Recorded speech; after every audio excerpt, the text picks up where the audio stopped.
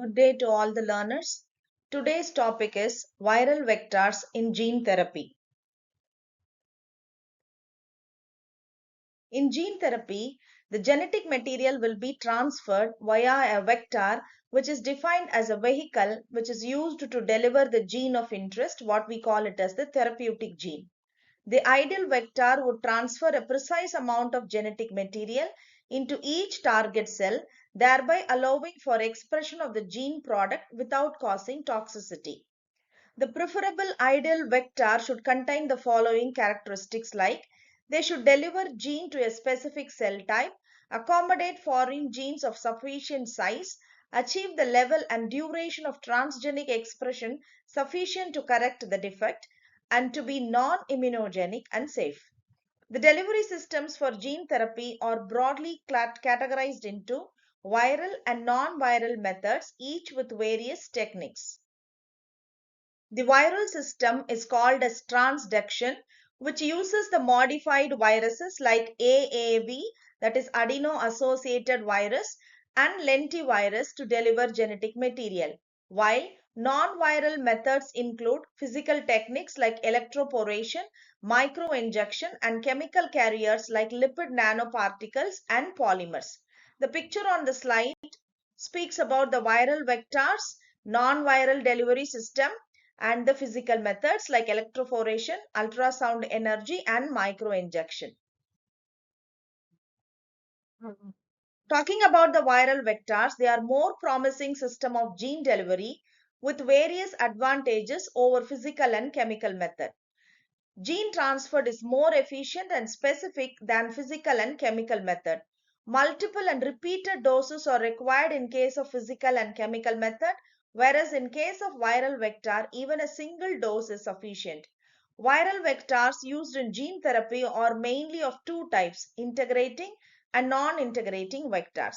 The integrating viral vectors includes retroviral, lentiviral, and adeno-associated viral vectors, which can insert the therapeutic gene directly into the human genome.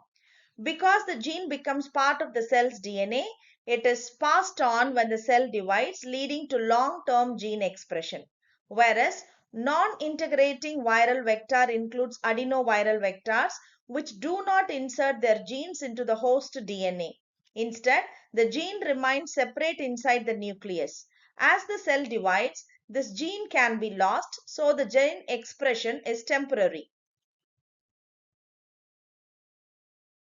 So during the production of the viral vectors in gene therapy, they are carefully designed so that they can deliver genes efficiently but cannot cause ongoing viral infection.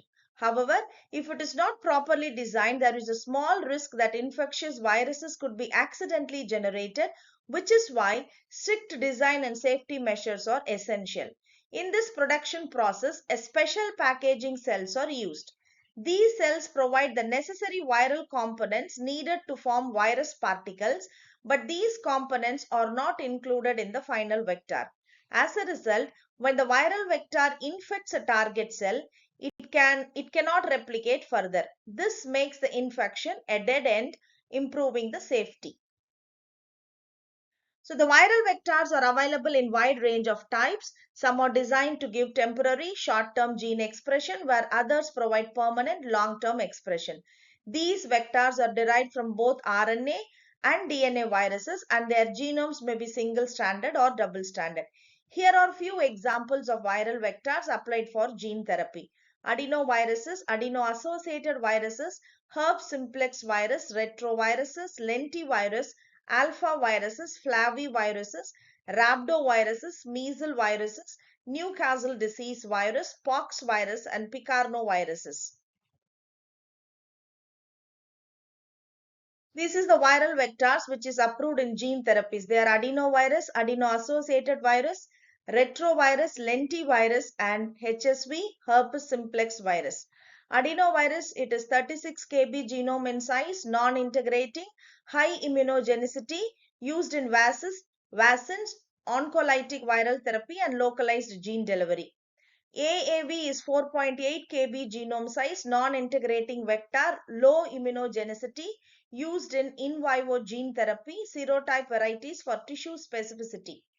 Retrovirus 8 kb genome size integrating vector risk for insertional mutagenesis used in ex vivo cell-based gene therapies.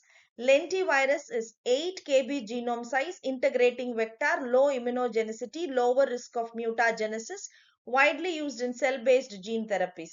HSV 150 kb genome size non-integrating vector, low immunogenicity and natural neuronal tropism.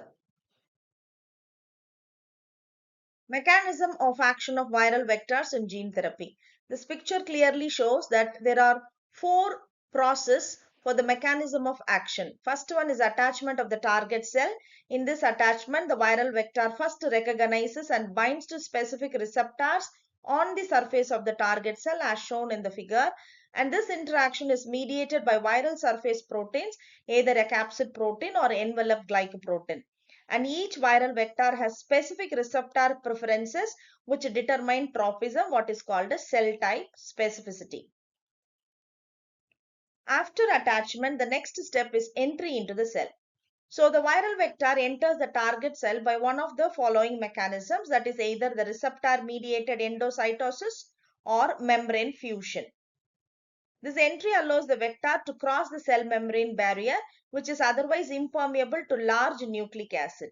And the next step is uncoating and release of genetic material.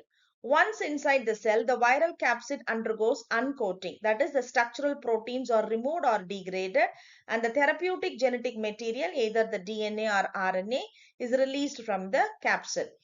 So depending on the vector, like DNA viruses, in case of adenovirus, AAV, they transport DNA to the nucleus. If at all it is RNA viruses like retrovirus, lentivirus, they release the RNA in the cytoplasm, which is then reverse transcribed into DNA. Nuclear localization signals help transport the viral genome through the nuclear pores. And the last step is the gene expression. The therapeutic gene becomes functionally active inside the host cell. Two expression patterns occur. Either the genome get integrated, like in the case of retroviral and lentiviral vectors. They integrate the therapeutic gene into the host genome, and this allows a long-term stable expression. The other one is episomal expression, which happens in adenoviral and AAV vectors, where they remain as episomes in the nucleus, which result in high but often in a transient expression. Thank you all.